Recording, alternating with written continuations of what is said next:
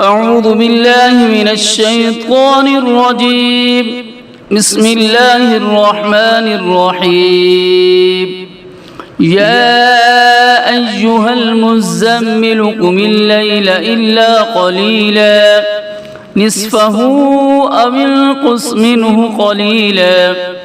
أو زد عليه ورتل القرآن ترتيلا إنا سنلقي عليك قولا ثقيلا إن ناشئة الليل هي أشد وطئا وأقوم قيلا إن لك في النهار سبحا طويلا واذكر اسم ربك وتبتل إليه تبتيلا رب المشرق والمغرب لا إله إلا هو فاتخذه وقيلا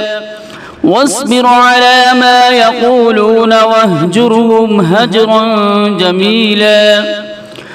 وذرني والمكذبين أولي النعمة ومهلهم قليلا إن لدينا أنكالا وجحيما وطعاما ذا غصة وعذابا أليما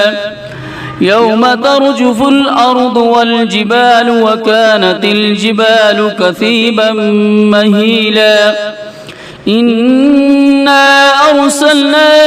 إليكم رسولا شاهدا عليكم كما أرسلنا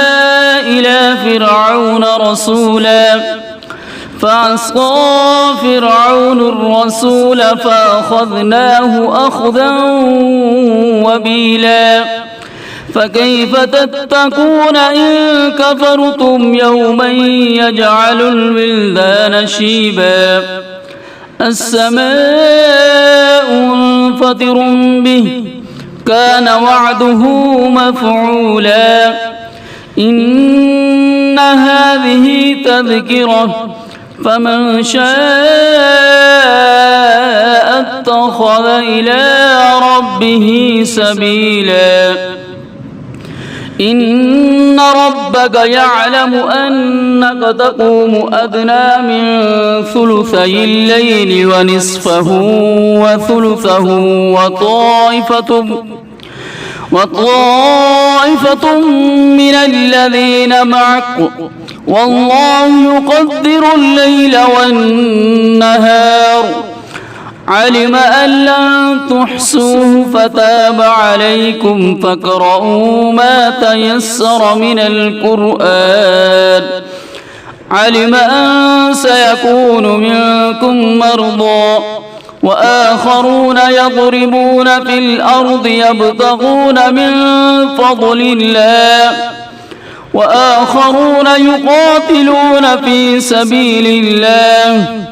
فاقرؤوا ما تيسر منه وأقيموا الصلاة وآتوا الزكاة وأقرضوا الله قرضا حسنا